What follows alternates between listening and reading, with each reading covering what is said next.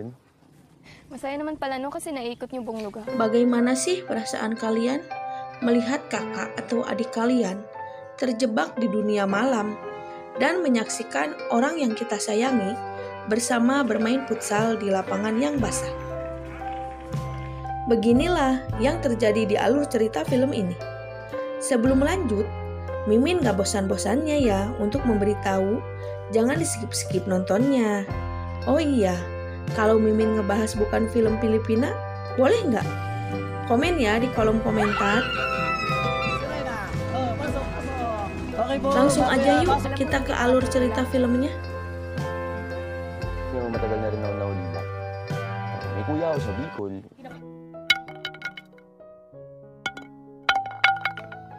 Kita langsung dibawa ke pemeran utama kita, yaitu Diosa dan Claudia. Diosa sendiri menderita tunarungu setelah dia mengalami kecelakaan. Akan tetapi, Diosa mempunyai keterampilan menjahit. Ketika itu, Claudia mengabari bahwa dirinya diterima kuliah di Manila dan ia akan meninggalkan Diosa. Diosa pun menyambut kabar itu dengan senang hati, meski ia akan sendirian berada di rumahnya. Tak sengaja, Claudia melihat Diosa memakai medali yang ia punya. Claudia hanya memberi semangat. Suatu saat, Diosa akan seperti dirinya, memperoleh banyak medali.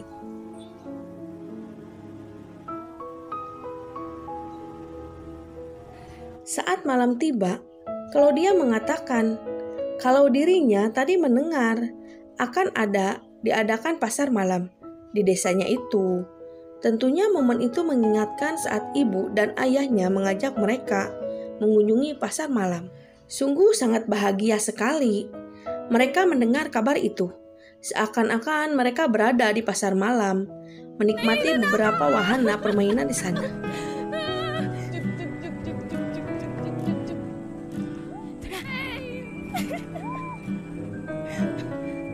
Claudia dan Diosa pun mengunjungi pasar malam. Tentunya mereka mencoba beberapa permainan yang ada di sana. Akan tetapi uang mereka tak cukup. Apalagi mereka ingin mencoba permainan kincir. Akan tetapi pria penjaga kincir itu memberikan gratis kepada mereka berdua untuk menaiki wahana kincir. Pria itu bernama Diego dan mereka berdua saling berkenalan. Mereka berdua menaiki kincir dengan hati yang gembira. Tak sengaja, baju Diego robek terkena besi kincir, dan Claudia menawarkan kalau saudaranya bisa memperbaiki baju Diego yang rusak. Hindi, okay lang. Siya yung pinakamagaling na mananahi dito sa bayan.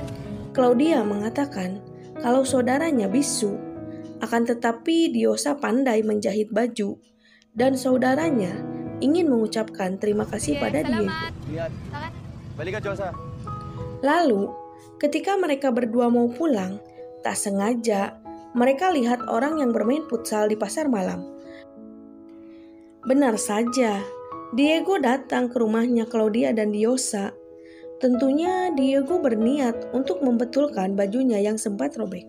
Diego pun memberikan bajunya pada Diosa untuk diperbaiki. Entah karena grogi, akhirnya tangan Diosa terkena jarum. Terjadilah pandangan kalau keduanya saling menyukai. Papaya? Tak sampai di situ, mereka berdua membawa Diego untuk jalan-jalan di sekitar kampung mereka. Saat itu, Claudia menceritakan tentang keluarganya pada Diego dan bagaimana Diosa mengalami kebisuan, dan untungnya ia mewarisi bakat dari ibunya. Tetapi Diosa masih berkomunikasi, hanya tidak bisa mendengar saja. Dia menderita lobus frontal. Mereka pun memutuskan untuk istirahat sejenak. Diego juga bercerita tentang dirinya, di mana ia berasal dan statusnya itu. Ternyata Diego sama seperti mereka, seorang anak yatim piatu. Ternyata pemilik pasar malam adalah saudaranya Diego. Mukhang masaya. Malam harinya, Diego mengajak mereka berdua mengunjungi pasar malam. Lalu, Diego mengajak untuk melihat Ratu Ular. Namun Claudia tidak ikut dengannya. Claudia lebih baik menunggu di luar. Ketika Claudia sendirian, ada seorang pria mendekatinya.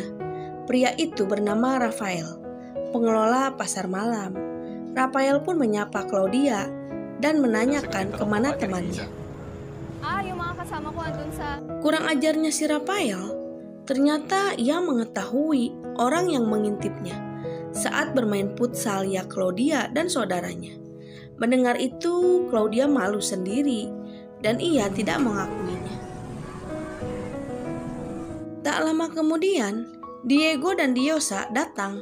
Rafael tentunya mengenal Diego, penunggu kincir ria. Rafael juga menawarkan diri untuk Claudia dan Diosa bebas menaiki wahana apa saja yang mereka inginkan. Okay lang yan. Balik tayo agad. Tara. Akhirnya, Rafael bisa lebih dekat dengan Claudia.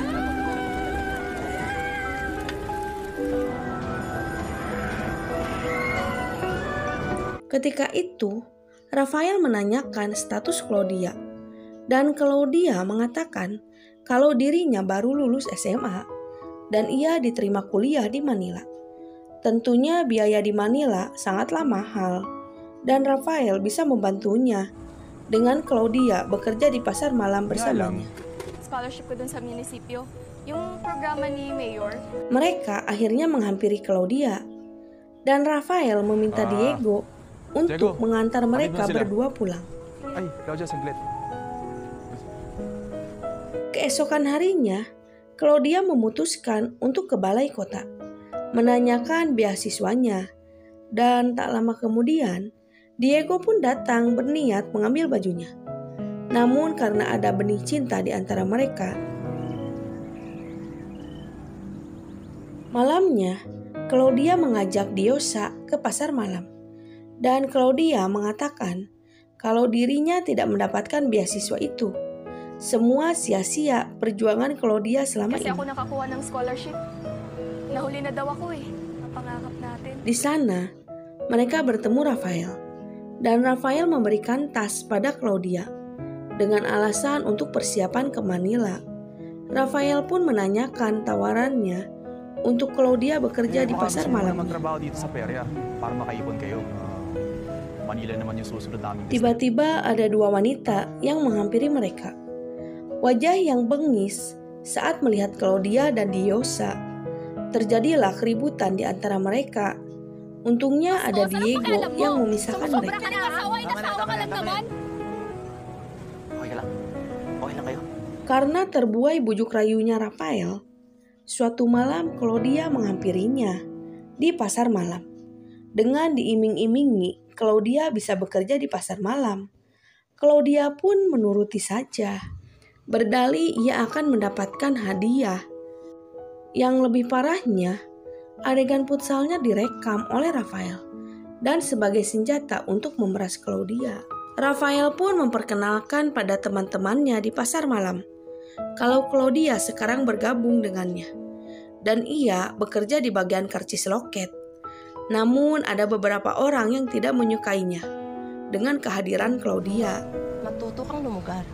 Hindi ikaw ang ulo. Dati kasing reyna ng peryahan mo. Setelah selesai di pasar malam, Claudia berniat menyetorkan uang hasil tiketnya. Akan tetapi Claudia malah dijual kepada para hidung bangkit. Dan dengan ancaman, video akan disebarkan kalau Claudia tidak bisa berbuat apa-apa. Akala ko ba matino ka? Relax ka lang. Claudia menceritakan pada Diosa kalau dirinya sekarang bekerja di pasar malam. Dan Claudia ingin membantu Diosa untuk bisa mencari uang untuk mencukupi kebutuhan hidup mereka. Sebagai saudara, Diosa tak ingin kalau Claudia bekerja di tempat seperti itu. Namun secara diam-diam, Claudia masih saja mengunjungi tempat pasar malam itu. Setibanya di sana, Rafael mengatakan ada tamu yang ingin dilayani oleh Claudia. Hancur impian Claudia. Sementara itu hubungan Diego dan Diosa tampak baik-baik saja dan mereka semakin romantis. Suatu hari, Claudia niat akan membalas kelakuan Rafael dengan merekamnya. Namun naas, Rafael menyadarinya dan kameranya ia bawa. Claudia pun bingung bagaimana cara agar dirinya bisa terlepas dari Rafael. Suatu malam, Rafael menanyakan tentang Diyosa pada diri Claudia. Tentunya Claudia pun marah dan sempat mengancam Rafael. Sinasabi ko sa'yo, wag na wag. Entah mengapa, Diyosa bisa datang ke tempatnya si Rafael dengan alasan Rafael ingin menjahit celana. Dengan polosnya, Diyosa mengukur celana Rafael tanpa punya pikiran jelek tentang Rafael.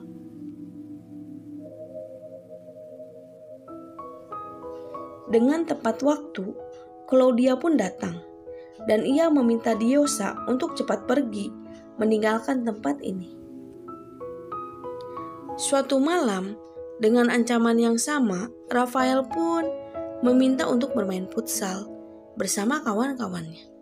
Lagi dan lagi, Claudia tidak bisa menolaknya. Di sana juga ada Diego. Ayaw natin kumalap to, di ba? Sesampainya di rumah, Claudia meminta Diyosa untuk menjauhi Diego karena ia bukan laki-laki yang baik untuk dirinya. Dan Claudia mengingatkan kalau cita-citanya masih jauh, dan Claudia berharap Diyosa tidak jatuh cinta terhadap Diego. Sige nga. Anong alam sa pagmamahal, ha? Seperti biasa, diam-diam Claudia berangkat ke pasar malam. Kali ini Diyosa mengikuti kemana perginya Claudia. Alhasil di tempat itu, Rafael meminta Diego dan Claudia bermain futsal karena permintaan kliennya.